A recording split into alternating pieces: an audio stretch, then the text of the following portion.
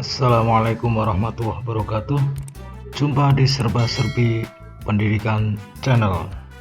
Semoga kalian dalam keadaan sehat dan dalam lindungan Allah Subhanahu wa Ta'ala. Amin. Jangan lupa seperti biasa subscribe-nya. Oke, terima kasih. Subscribe, like, komennya. Baiklah, kita lanjutkan materi kemagnetan dan pemanfaatannya dalam produk teknologi. Dalam hal ini adalah dengan konsep gaya magnet. Konsep gaya magnet.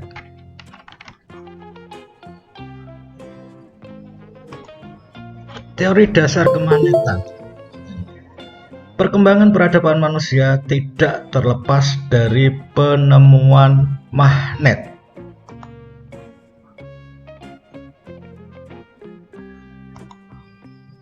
Mulai dari speaker, telepon, televisi, bel rumah, dan berbagai peralatan yang biasa kita gunakan dalam kehidupan sehari-hari banyak memanfaatkan magnet sebagai komponen utamanya.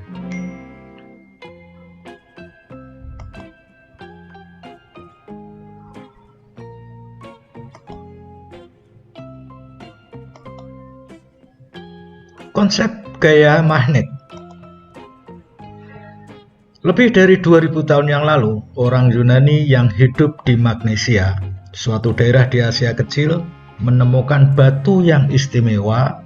Batu tersebut dapat menarik benda-benda yang mengandung logam. Karena batu tersebut ditemukan di Magnesia, maka orang Yunani menyebutnya dengan magnetit. Selanjutnya, benda-benda yang dapat menarik benda lain yang mengandung logam disebut dengan magnet. Bangsa Cina sudah menggunakan petunjuk arah kompas magnetik dalam pelayaran kira-kira mulai tahun 1200. Magnet terbuat dari biasanya seperti logam besi dan baja. Magnet memiliki berbagai bentuk dan dinamakan sesuai dengan bentuknya, seperti magnet batang berbentuk batang, magnet jarum bentuknya seperti jarum, magnet silinder gilik, magnet lingkaran, ada juga yang berbentuk seperti sepatu kuda atau ladam, atau yang dinamakan dengan magnet ladam atau magnet U karena berbentuk seperti U.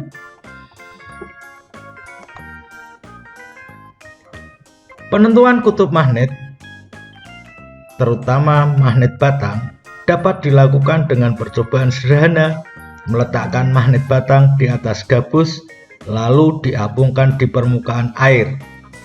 Maka ujung magnet yang menunjuk ke arah utara adalah kutub utara magnet, sedangkan ujung magnet yang menunjuk arah selatan adalah kutub selatan magnet. Jadi, magnet memiliki dua kutub, yaitu kutub utara. Kutub magnet yang menghadap ke utara ketika magnet dapat bergerak bebas, biasanya berwarna merah. Kemudian yang kedua adalah kutub selatan. Kutub magnet yang menghadap ke selatan ketika magnet dapat bergerak bebas. Ini adalah kedua kutub, yaitu kutub utara dan kutub selatan. Nah, sehingga kedua kutub ini memiliki sifat apabila kutub-kutub didekatkan, maka dia akan memiliki berbagai sifat. Kutub-kutub yang berbeda atau yang tidak sejenis Bila didekatkan akan saling tarik-menarik. Seperti pada gambar di sini. Ini adalah utara dan selatan. Karena dia kutub berbeda, maka dia akan saling tarik-menarik. Ini adalah kutub yang berbeda antara utara dan selatan didekatkan, maka akan tarik-menarik. Kemudian apabila kutub yang senama itu adalah yang satu jenis. Bila didekatkan akan saling tolak-menolak seperti gambar ini. Nah, ini menolak, didekati dia menolak karena kutub ini adalah kutub yang senama, yaitu kutub utara. Sebaliknya juga kalau selatan didekatkan dengan selatan, maka dia akan saling tolak-menolak. Kekuatan magnet itu berasal dari gaya magnet yang diakibatkan adanya interaksi antara kutub-kutub magnet yang ditimbulkan oleh gerakan muatan listrik elektron pada benda. Semua bahan atau benda sebetulnya tersusun atas magnet-magnet kecil yang disebut dengan magnet elementer. Jadi magnet elementer itu magnet kecil penyusun semua bahan atau benda. Nah, yang membedakan antara benda tersebut bersifat magnet atau bukan itu terletak pada susunan magnet elementernya. Pada bahan magnet yang tidak memiliki sifat magnet atau yang ini berarti benda ini bukan benda magnet, maka susunan elementernya dapat kita lihat ini adalah tersusun secara acak atau tidak teratur dengan arah yang tidak searah. Jadi arahnya berlainan magnet elementernya ini. Tapi pada bahan yang memiliki sifat magnet, maka susunan magnet elementernya itu teratur dan memiliki arah tertentu. Nah, seperti ini. Magnet elementernya dia teratur dan arahnya itu satu arah tertentu. Ini yang dinamakan adalah benda ini atau bahan ini memiliki sifat magnet. Benda yang memiliki sifat magnet berarti benda tersebut adalah magnet. Setiap magnet disusun oleh magnet-magnet elementer. Jadi sudah dijelaskan bahwa magnet elementer memiliki sifat yang sama dengan magnet. Jadi magnet penyusun itu memiliki sifat yang sama dengan magnetnya. Apa? Memiliki dua kutub, yaitu kutub selatan dan kutub utara. Ini adalah magnet. Ini kalau dipotong menjadi magnet-magnet elementer kecil-kecil, ini memiliki sifat yang sama dengan kutub yang sama. Jadi arahnya sama. Ini adalah yang merah-merah ini adalah kutub utaranya, yang biru ini adalah kutub selatan. Dia sama arahnya kutub dengan magnet elementer ini dengan magnetnya.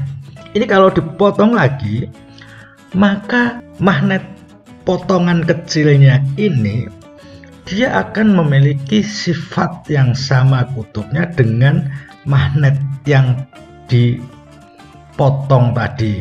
Dia memiliki kutub arah yang sama, kutub utara yang arahnya sama.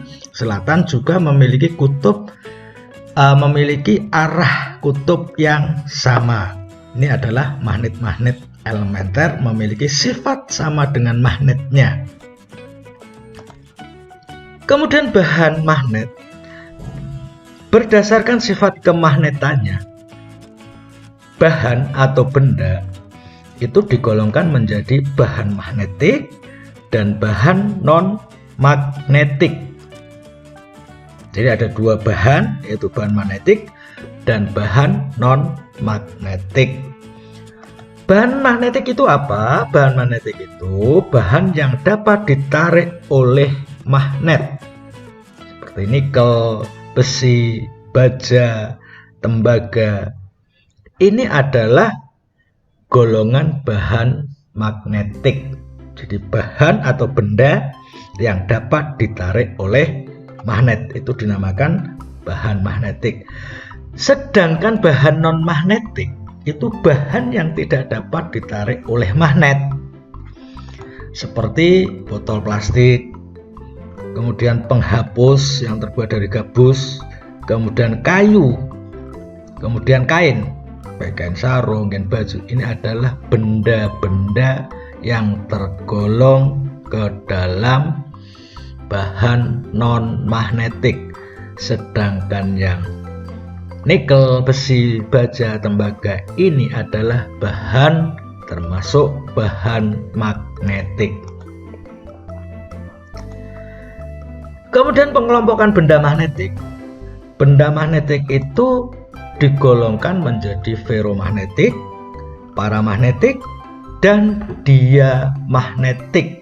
Nah, yang namanya feromagnetik ini adalah benda atau bahan yang dapat ditarik kuat oleh magnet. Jadi ditarik kuat. Contohnya besi, baja, kobalt, dan nikel. Sedangkan paramagnetik itu benda atau bahan yang dapat ditarik lemah oleh magnet. Contohnya adalah platina, aluminium, magnesium, dan litium. Kemudian diamagnetik ini adalah benda atau bahan yang tidak dapat ditarik oleh magnet, biasanya sedikit menolak. Ini contohnya adalah emas, kemudian seng, perak, dan bismut.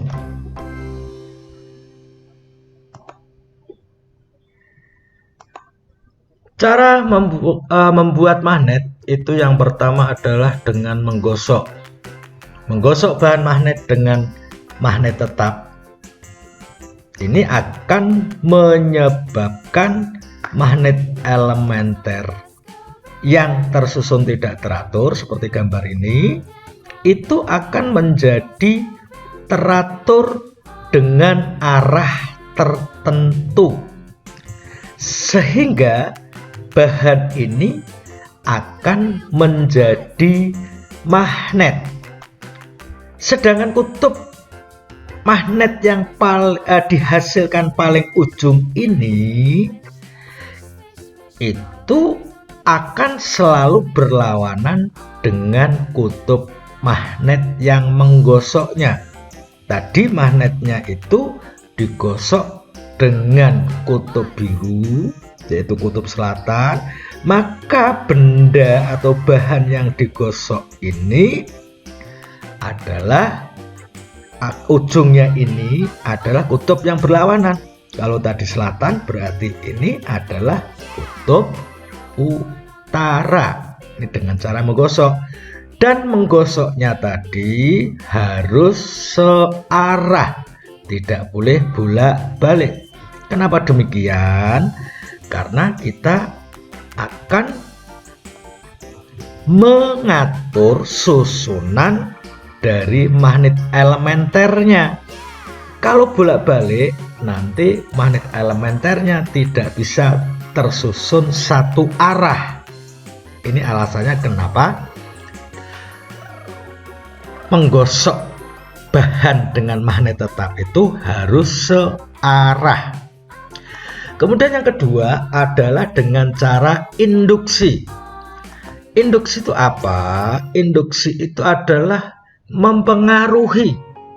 Nah, jadi benda atau bahan yang bukan magnet apabila didekatkan atau didekati dengan magnet yang kuat, maka benda tersebut akan menjadi magnet. Tuh, kenapa demikian? Kita lihat gambar ini. Ini adalah gambar. Ini adalah benda yang bukan magnet. Kenapa? Karena kita lihat susunan elementernya ini itu tidak beraturan. Artinya arahnya itu tidak satu arah.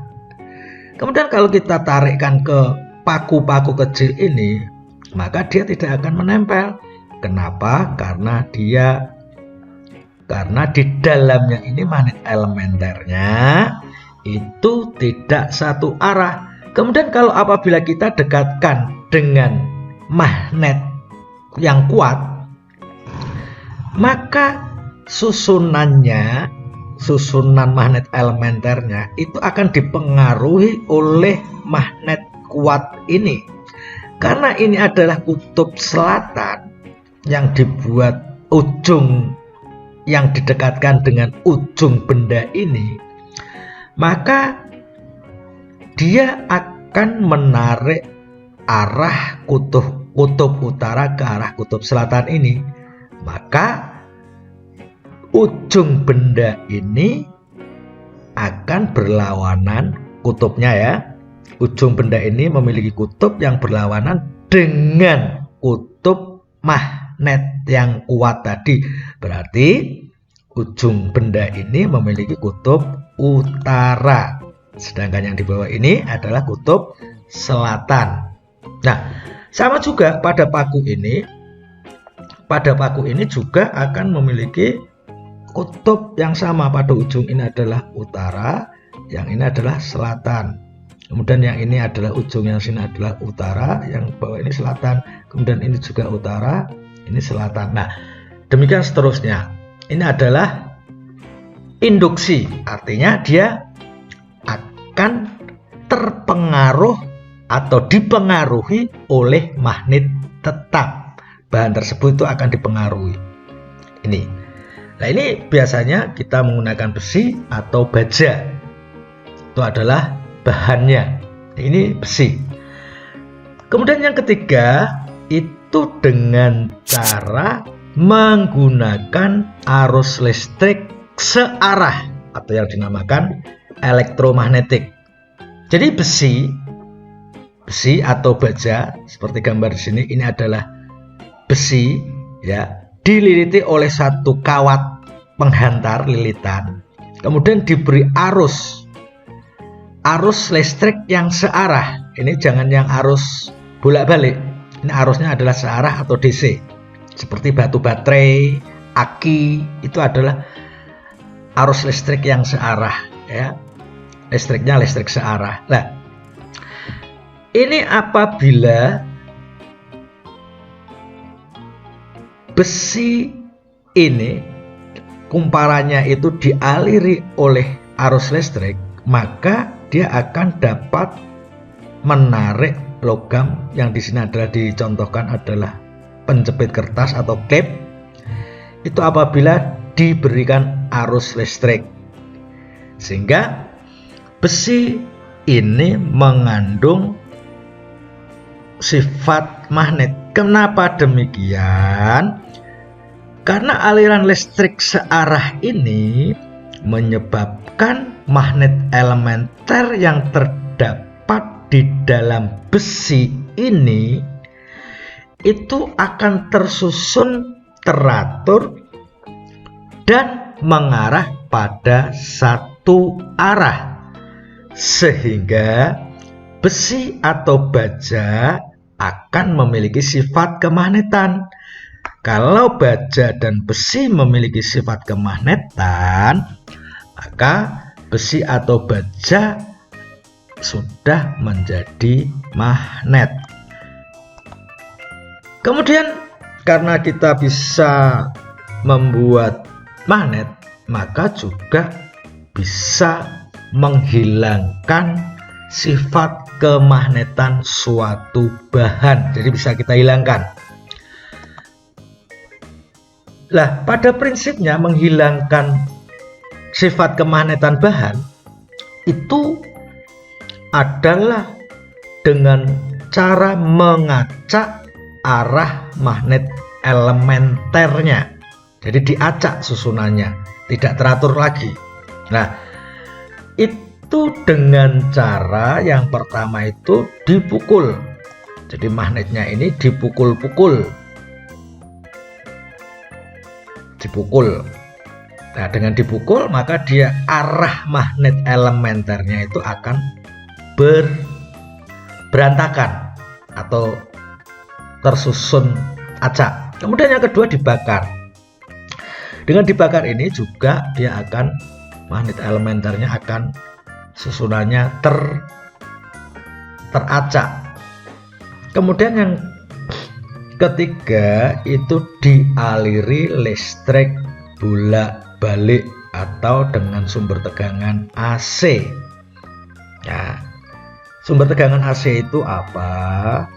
AC itu contohnya adalah sumber listrik yang dari PLN. Itu kalau dialiri listrik bolak-balik tersebut, maka susunan magnet elementernya ini akan tersusun secara acak. Nah, demikianlah penjelasan konsep tentang gaya magnet. Terima kasih telah menyimak video ini. Semoga kalian paham dan selalu tetap semangat dalam belajar, jaga kesehatan dalam kondisi pandemi ini.